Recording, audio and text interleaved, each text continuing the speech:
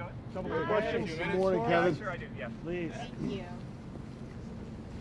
Kevin, what do you make of the criticisms that you are too close to the president to be independent enough to be considered the next Fed chair? Well, it's true that I'm close to the president. We've worked together closely since 2017. I think that the idea that being close to the president and serving the president well disqualifies someone for any job just doesn't make any sense to me. How concerned are you the unemployment rate keeps rising? Well, the other thing that rose was labor force participation. And I think that right now, I think for those two things to happen, probably what's going on is the 250,000 federal government workers who took the buyout are staying in the labor force and looking for work. And so we saw a big reduction, about 250,000 in federal employment. We saw an uptick in the unemployment rate, but we also saw an uptick a few months in a row of labor force participation.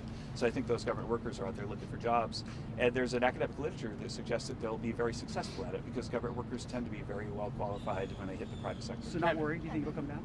Excuse me? You not worried then about the unemployment Oh, I rate? think it should come down, yeah, as they're searching for new jobs. Yeah. Given the delay in all of these labor numbers, how much stock should we put in any of them? I mean, is this a realistic look at what the economy is right now? We need to get a BLS commissioner that revisits how the data are calculated. That there's a big difference over time between the household survey and the payroll survey. They should be about the same. If you ask households, do you have a job, and then you add them up. But if you ask firms, are you giving jobs to people, and you add them up, they should be about the same number.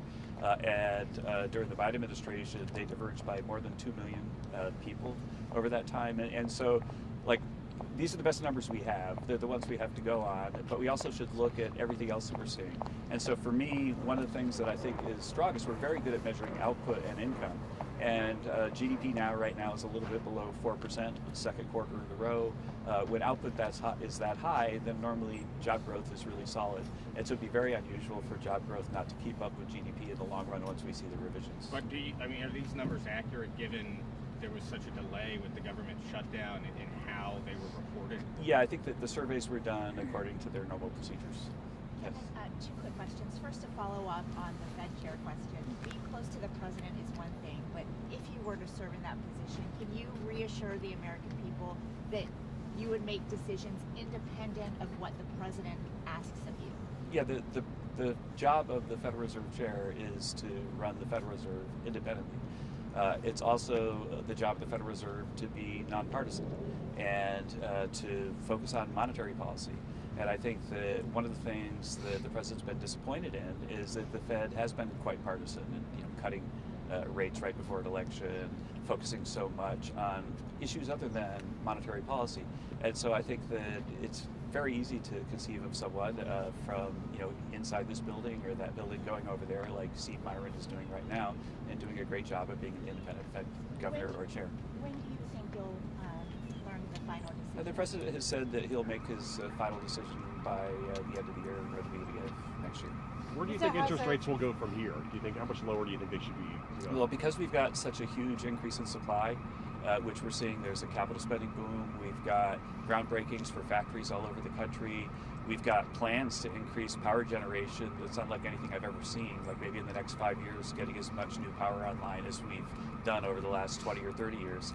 And so all of that stuff is really positive for what's going to happen for the future for growth. Hey, Kevin, Another question on jobs. Some analysts have been saying that the country is de facto in a job recession since it only added 100,000 jobs over the last 6 months. What's your comment on that? Right, well, the thing is that we've, for this year, added about 700,000 private sector jobs and reduced about 250,000 federal government worker jobs, which is part of the strategy that the president has to reduce the runaway deficit.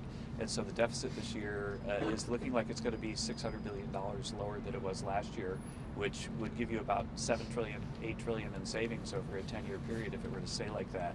And so that's really, really good for the long-run health of the economy.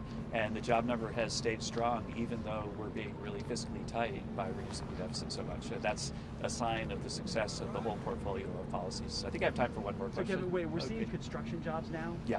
When does that become manufacturing jobs because we haven't had a law? Well, they have to finish the building. Right. So But yeah. when do you think? What's the time frame? 6 months? Yeah, 6 months. You something think like first, that. second quarter? Yeah. You'll that's start to about see the right. manufacturing jobs sort of kick That's up? about what it should be, yeah. Thanks. Okay, thank you guys. Mr. Hassett. When are you aiming to get those stimulus checks?